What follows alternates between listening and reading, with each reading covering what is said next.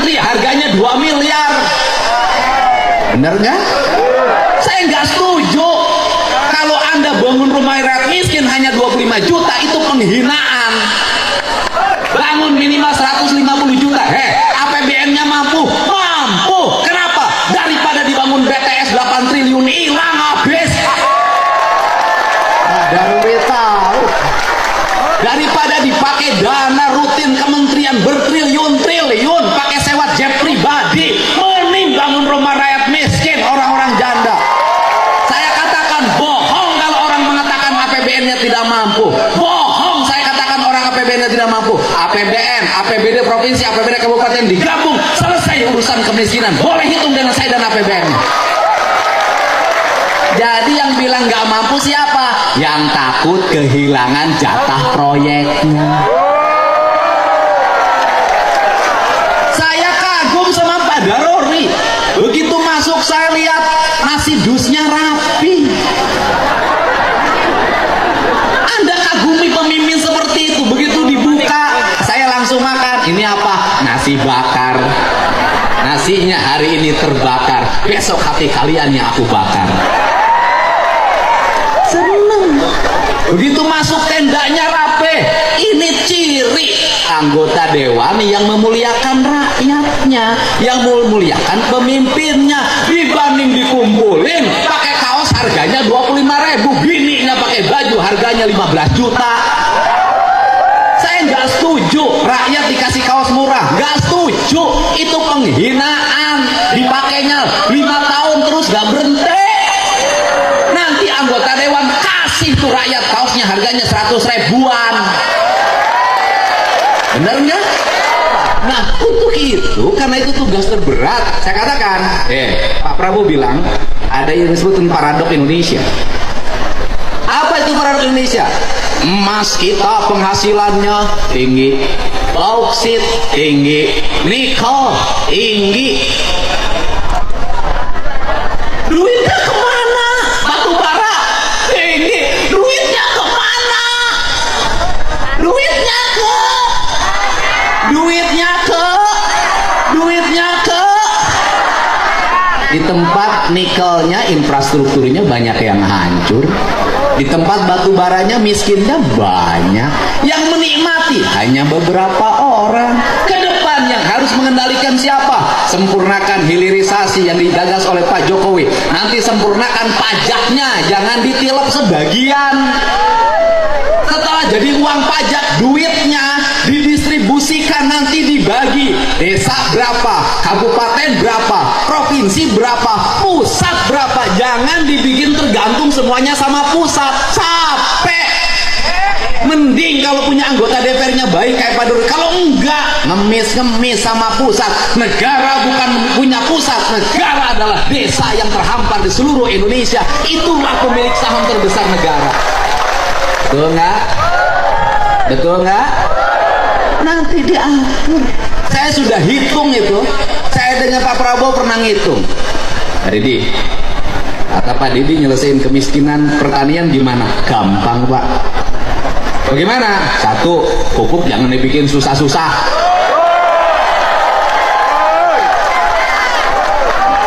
Ya jangan dibikin susah-susah. Bikin pupuk susah banget. Aturannya banyak banget. Bikin yang sebanyak-banyaknya, negara rugi. Nggak apa-apa, asal petani untung. Betul yuk?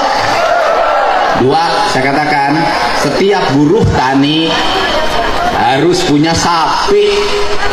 Bantuan sapinya jangan kayak kemarin-kemarin Pak, dari Kementan, kurus-kurus, tua-tua, nggak mau hamil lagi. Itu saya bagiin sampai 2 tahun ke saya, Pak, nggak sanggup. Kenapa? Sapi saya nggak bunting-bunting. Mungkin sama kamu lakinya kurang. Kasih dong sapi yang unggulan, yang bibitnya gede. Kalau bisa yang dibagiin yang sudah bunting, di IB dulu sama kementerian, baru dibagiin. Betul nggak? Satu petani dengan Bu sebagai buruh tani atau luasan di bawah 1/4 hektar, kasih 5 ekor. Setelah itu kasih dana pendampingan, PPL-nya arahin, itu kotoran sapi jadi pupuk organik. puterin begitu. Kemudian apalagi jamin kesehatannya, kalau sakit nggak usah susah. Bener rakyat pakai BPJS, bener, tapi banyak yang BPJS-nya nggak bisa bayar. Saya tuh kenapa Kang Deddy ngomong gitu tiap hari? Aku ngurus yang begitu. Masuk rumah sakit BPJS nggak ada, bayar dulu. Masuk rumah sakit, di rumah sakitnya nggak bisa nungguin. Kenapa? Berhenti kerja ngebecanya. Bener nggak? Nah, jadi gratisin itu pelayanan kesehatan. Yang berikutnya apa lagi? Bangun rumah sakit, jangan numpuk satu tempat. Ya, kabupaten harus punya rumah sakit rujukan. Nggak usah operasi ke pusat kota, cukup di kabupaten. Turunin dokter-dokter terbaik di situ. Kemudian siapkan subsidi untuk apa? Kalau orang sakit, keluarganya harus disubsidi. Kenapa Kang Deddy ngomong gitu? Suaminya sakit, bininya nungguin. Yang nyari duit siapa? Saya ngalamin, saya pernah punya kebijakan. Kalau keluarganya sakit, yang nungguinnya saya kasih uang saku 100.000 per hari. Bisa negara? Bisa. Bisa nggak? Bisa. Sekolah, bikin perguruan tinggi udah dirancang oleh Pak Prabowo kan sekarang. Sudah ada politeknik di NTT. Nanti terus begitu. Nah, kemudian kalau itu dilakukan, kemiskinan selesai. Orang miskin karena sakit, rumah sakitnya mahal. Benar gak? Orang kaya penghasilan 20 juta kena cuci darah jadi miskin. Benar gak? Benar gak? Ini problem. Terus kemudian infrastrukturnya benerin yang berkualitas di desa-desa. Jangan jalan dibangun sekarang, besok sudah rusak lagi. Bangun irigasi yang bener, jangan bilang 60 cm, dibangunnya 30 cm, diakal-akalin. Ini benerin semua. Terus yang berikutnya, negara tegas. Saya termasuk. Luar biasa. Kali ini, Kang Deddy Mulyadi rapat internal dengan para stafnya. Mungkin beliau ingin mengajarkan kepada pemimpin daerah lainnya bahwa di dalam pemerintahan adalah nomor 1 transparansi dalam mengelola anggaran. Oke, sekarang akumulasi saja. Urutan pertama paling tinggi dapat duit dana bagi hasil pajak kabupaten mana? Yang paling besar dari pajak kendaraan bermotor itu Digabung aja dua-duanya langsung. Oh, digabung, Pak. Siap. Totalnya berapa? Yang paling besar adalah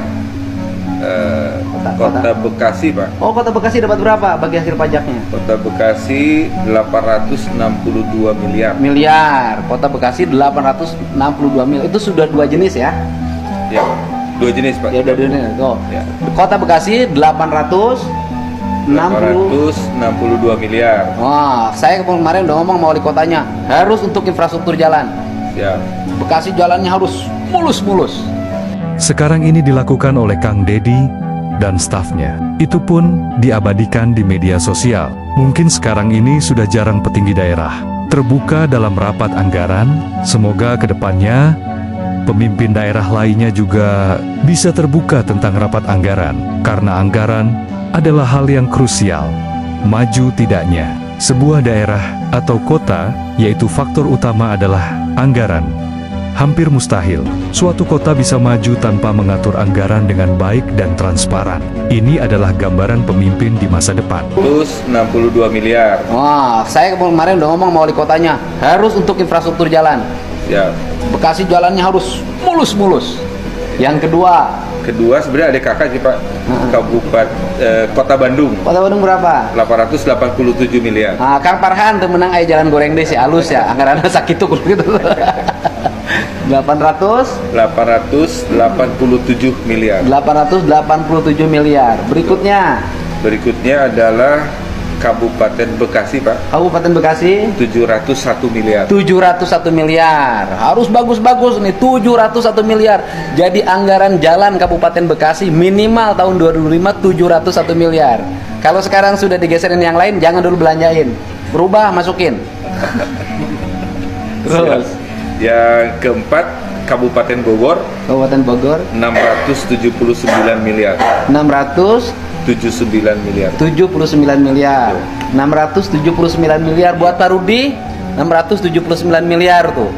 Gede lah. Terus Kota Depok Kota Depok 477 miliar. 477 miliar buat Bang Sofyan.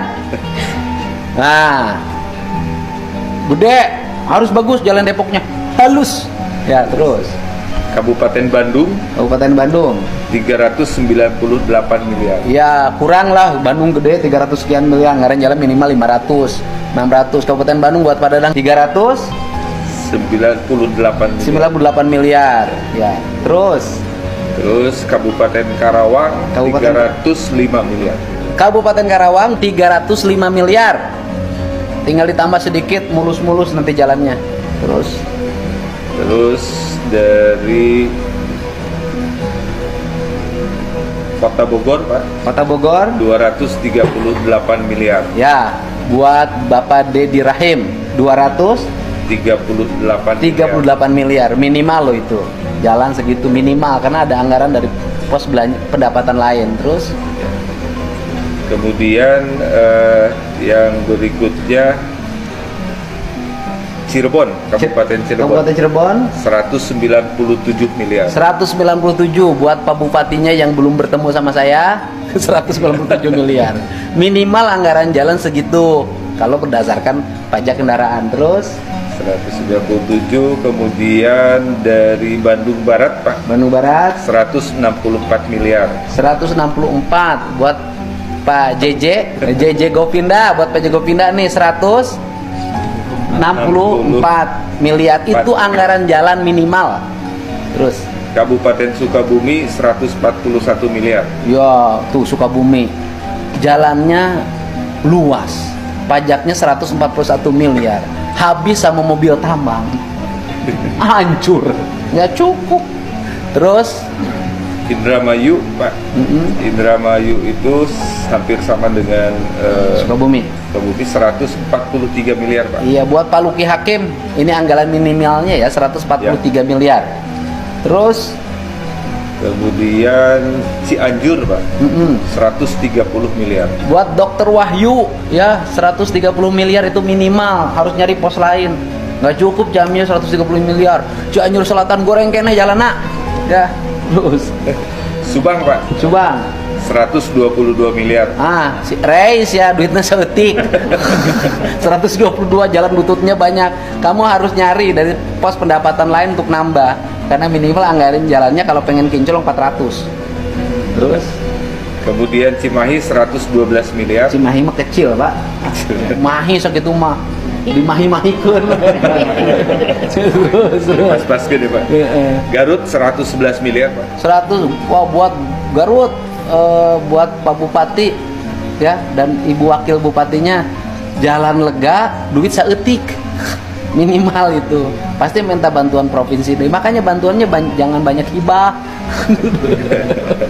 Terus Purwakarta, Pak, nah 98 miliar. Purwakarta 98 miliar. Aing mah duit saeutik jalan Barutut. Tambahan si Om Jenta sudah ada 92 miliar.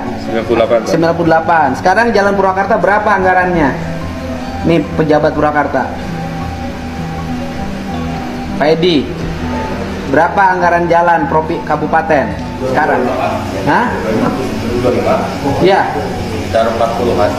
Oh iya, jadi anggaran sekarang Purwakarta 40. Di sini itu BPN KB-nya 90. 98. Sesanas ya, kadiekeun deui balikeun, awas ya ku aing. Kalau teu dibalikeun deui moal ditambahan ku aing. Ya, terus Majalengka 84 miliar. waduh Pak Eman, tak utik. Harus nyari pos lain.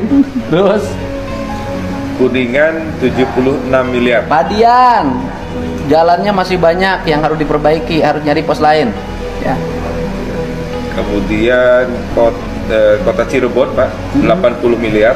Ya, kecil Pak, itu cukup karena kecil. Ya, buat Pak Wali Kota, Pak Wali Kotanya, mohon ya, anggarannya, menurut saya cukup ini. Selanjutnya kota Tasik 71 miliar, Pak. Hampir sama dengan Kabupaten Tasik 70 Iya. miliar. Buat Pak Wali, kalau kota sih cukup ya, kan nggak terlalu luas. Kabupaten yang berat karena masih banyak jalan, ya harus nyari pos lain itu. Siap. Kemudian dari Kota Sukabumi. Kota Ini juga Sukabumi, kecil, kecil. 42 miliar Pak. Kotanya juga kecil Pak. Ya, Saya cukup. cukup ya Pak ya. Habis kan? Habis Pak. Sumedang Oh. sudah. Sumedang tadi 69 miliar Pak. Ciamis? Pak Doni 69 Ciamis, miliar. Pak Doni ya Pak. Ya, Ciamis? Ciamis 57 miliar. Iya, lebih kecil lagi. Ya. Paling kecil Pangandaran 20, Banjar 14 Pak. Pangandaran? Pangandaran 20 miliar, Mm-mm. Banjar 14 Banjar miliar. 14. Harus nyari dari pendapatan yang lain. Ini yang dimaksud dengan otonomi. Ya, bisa nggak membiayai diri sendiri? Kemandirian ya Pak. Kemandirian dari sini. Ini pos-pos belanja yang ke depan. Nah, sekarang pendapatan Provinsi Jawa Barat berapa dari pajak? Pendapatan provinsi dari pajak itu kita mencapai 8 triliun Pak tahun ini. Dari pajak kendaraan bermotor. Dari pajak kendaraan 5 triliun, dari balik nama kendaraan 3 triliun. Berarti kita 8 triliun. Ya. Anggaran jalannya Anggaran jalannya nggak nyampe 1 triliun. 900. Harus konsisten. 100% harus balik. Silakan mikir. Nggak bisa. Kan harus konsisten antara diucapkan yang dilaksanakan. Siap. Sekarang pajak, jadi Provinsi Jawa Barat itu kalau masih ada jalan yang jelek, nggak logis. Karena pendapatan kendaraannya saja 8 triliun. Kalau pendapatannya dibalikin ke jalan, Pak nggak usah 5 tahun Pak, setahun jalan provinsi selesai Pak. Tuntas 4 triliun selesai. Kan kebutuhannya cuma 4 triliun, pendapatannya 8 triliun. Wah bisa dilapis 2 tingkat. Berarti harus selesai. Nah gimana caranya sekarang kita semua berpikir pada konsistensi apa yang saya ucapkan. Anggaran 8 triliun harus untuk infrastruktur jalan. Infrastruktur jalan berarti membangun jalan provinsi, membuat flyover, membuat underpass, membuat LRT, BRT, bisa. Setahun aja apa cukup? Jadi rakyat bayar pajak setahun itu cukup untuk membangun seluruh kebutuhan infrastruktur Jawa Barat. Untung ini bukan Amerika, Pak. Betul ya Pak. Kalau ini Amerika digugat, Pak. Rakyat mempertanyakan esensi dari pajak kendaraan bermotor. Orang itu bayar pajak, tapi jalan butut. Dan dari pajak kendaraan bermotor ini kalau konsisten dilaksanakan, itu kita bisa investasi jalan tol. Masuk ke investasi. Investasi bisa bangun jalan tol sendiri, Pak, nggak usah swasta. Bungar di pemerintah. Betul nggak, Pak? Itu. Tinggal menyesuaikan dengan belanja pegawai ya Pak. Nah, ya benar pegawai. Nah, kita juga kalau untuk pegawai ya konsisten berdasarkan kebutuhan. Saya untuk memahami belanja pegawai itu akan bersikap profesional, bukan politik. Artinya bagi saya nggak takut dipersalahkan orang, dibenci orang, nggak apa. Begitu simpel dan fleksibel. Ini yang harus pemimpin daerah lainnya miliki. Seperti kata Kang Dedi, kita harus bergerak cepat. Jika pelan kita sudah kalah sama keadaan, dan pembangunan dalam sektor jalan harus gaspol terus. Rakyat sudah bayar pajak motor. Dan jalan juga harus baik. Karena jalan adalah penunjang percepatan ekonomi. Bukan tidak mungkin, dalam jangka 5 tahun, Jabar akan menjadi lebih maju dari provinsi lainnya.